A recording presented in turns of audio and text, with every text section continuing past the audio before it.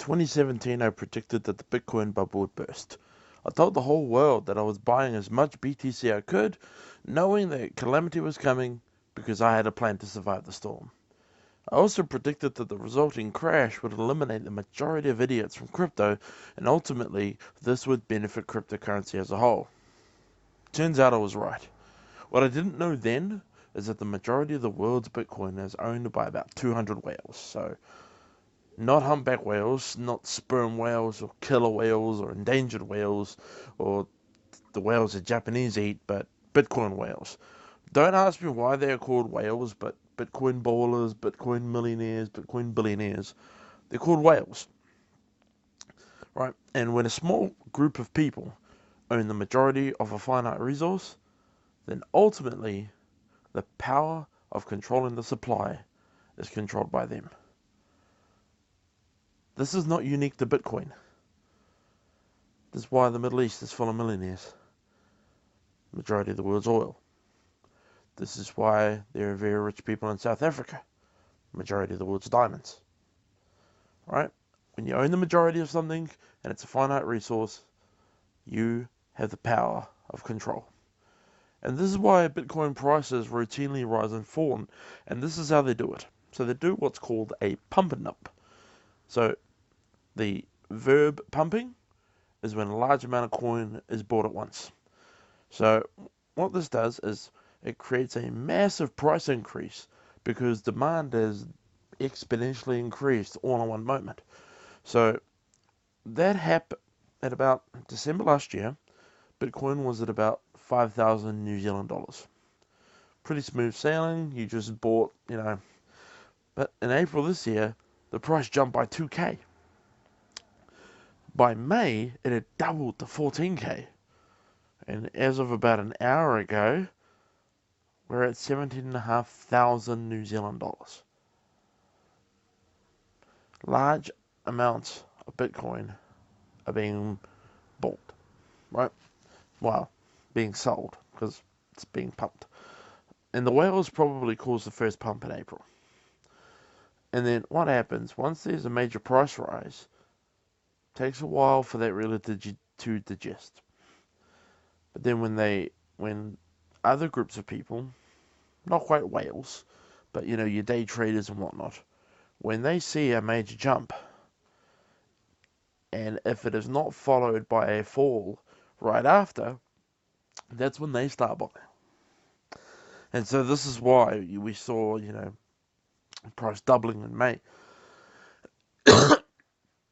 And we've had a constant increase because people are starting to buy, which means people are starting to sell. Now, sometime in the future, the buying is going to stop, and the whales will start selling en masse. This is called dumping, because it's like they're just trying to get rid of, or just dump as much coin as they can. Now, when this happens, panic will set in, and people start selling like crazy. Stupid thing is that if you want to make money of something, then you need to buy low and sell high.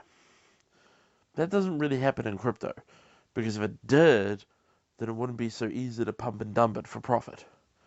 But the whales have been doing this for years, and they're going to keep doing it because it works. So what should you or me or anyone do about it? Nothing. Absolutely nothing. You should be asking yourself a different question. This is the real question. What should we do in spite of it? Number one, when the prices begin to drop, you should start buying like crazy.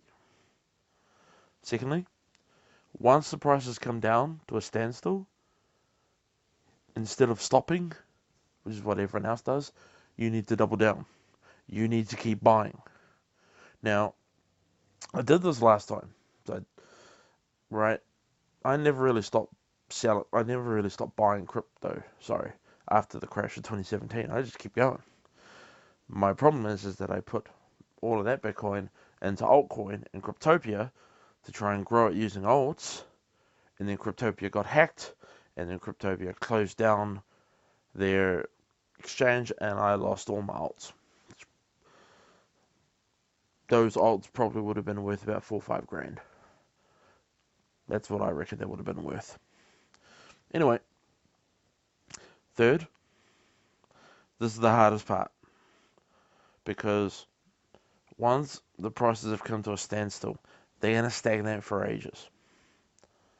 This is actually the perfect time to buy, but it's hard because you don't know the future. All you have seen is patterns from the past. And so the stagnation is great because Bitcoin is cheap, but there's no easy gains. There's no anticipations of quick flips. You just got to keep doing it, right? But hey, these are the times that Bitcoiners wish for. The moments when less means so much more. We don't have to do a thing at all. Take your time and buy. I wonder who got that reference. Anyway, pumping and dumping is the number one way that Bitcoin prices are manipulated. The key is you need a game plan and you need to stick to it, because the bubble will burst soon and you'll remember that I told you so before it hits the fan. To help you to develop your plan, I've written a book. Right? $4.99. Buy from Amazon. Read the book. Develop your game plan. Make your money. It's really that simple. Now, it's going to take a while for the fullness of the plan to be actuated. But this plan, I live it. It's benefited me. I've had 4 changes of employment in the past 2 years. Massive financial instability in my life. Yet my bills are paid. I've paid off a lot of my debt. Most of it, in fact. Right? Despite all of this. Oh, did I mention that in the past 3 years I've also had a business meltdown? So yeah, I live this stuff. So there's a game plan that has gotten me through closing down a business and 4 jobs. I've written it all down. I've put it in a book. And you can buy it for $4.99 US. So links, click on it below. Download it onto your Kindle. Kindle, come on. Anyways, put it on your Kindle book. Learn the plan. And in the years to come, you'll thank me. Alright? So that's all I really wanted to say today. Thanks a lot. Bye-bye.